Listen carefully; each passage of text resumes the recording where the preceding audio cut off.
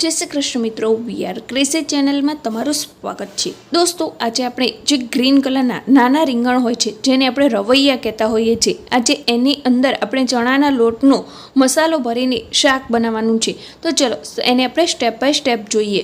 તો સૌથી પહેલાં આપણે આ ચણાના લોટનો મસાલો બનાવવાનો છે। તો એ બનાવવા માટે આપણે આ રીતના ચણાનો લોટ લઈ લીધેલો છે, એકદમ ચાળીને સાફ કરીને લીધેલો છે।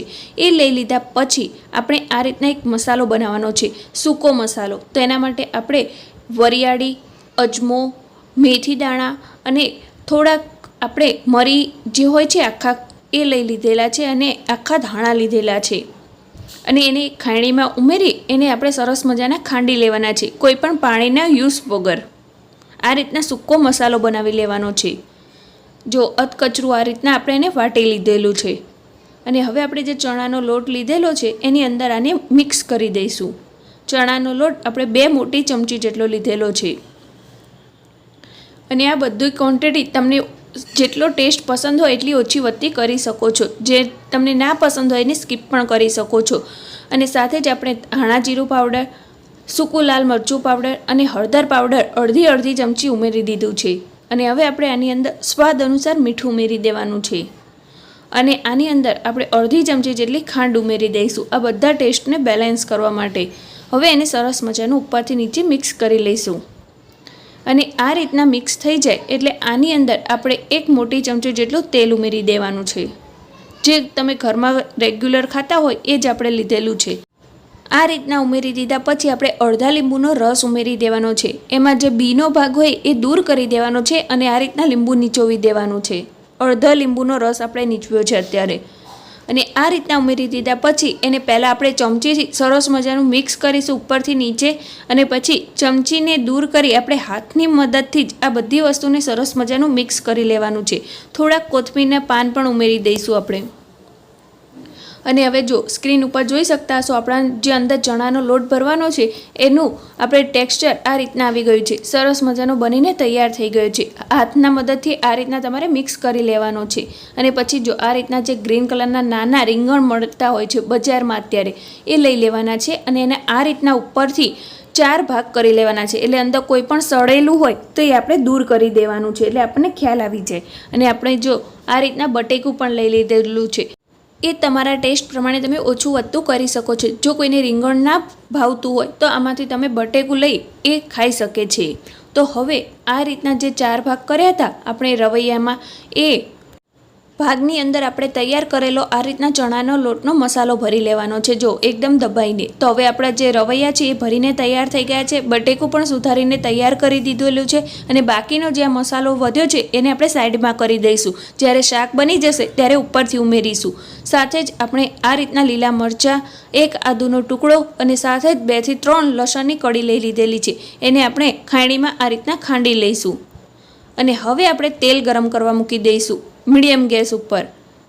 જાડા તળિયાવાળું વાસણ લઈ લેવાનું છે અને એની અંદર તેલ ગરમ થાય એટલે આપણે અડધી ચમચી જેટલી આપણે રાઈ ઉમેરી દઈશું। રાઈ સરસ મજાની સતળાઈ જાય એટલે અંદર આપણે જીરું ઉમેરી દેવાનું છે, અડધી ચમચી જેટલું અને હવે અડધી ચમચી જેટલું આપણે હળદર પાવડર ઉમેરી દીધો છે।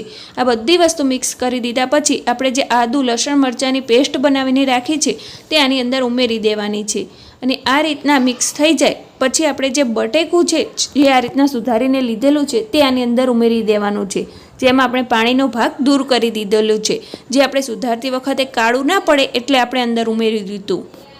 હવે આપણે બટેકાના ભાગનો મસાલો કરી લઈશું, તેમાં અડધી ચમચી જેટલું આપણે લાલ મરચું પાવડર, અડધી ચમચી જેટલું આપણે મીઠું ઉમેરી દીધેલું છે। બાકી ચણાના લોટમાં તો આપણે બધો જ મસાલો કરેલો જ છે, પણ આ આપણે બટેકાના ભાગનો મસાલો ઉમેર્યો છે અને એને સરસ મજાનું મિક્સ કરી દીધા પછી આપણે જે ખાણીમાં આદુ લસણ મરચાં વાટ્યા હતા તેમાં પાણી ઉમેરી આ રીતના અંદર ઉમેરી દેવાનું છે અને બાકી અડધા કપ જેટલું બીજું પાણી ઉમેરી દેવાનું છે અને આ રીતના સરસ મજાનું મિક્સ થઈ જાય એટલે આપણે જે રવૈયા ભરીને રાખ્યા છે એ એક કરીને આની અંદર ઉમેરી દેવાના છે, તમે સ્ક્રીન ઉપર જોઈ શકતા હશો।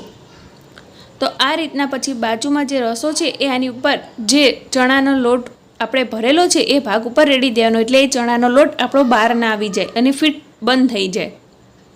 તો જો આ રીતના બધા જ ઉમેરી દીધા છે અને આપણે અડધા કપ જેટલું પાણી ઉમેરી દીધું છે અને હવે આપણે એની ઉપર એક થાળી ઢાંકી દેવાની છે. તમે સ્ક્રીન ઉપર જોઈ શકતા હશો આ રીતના.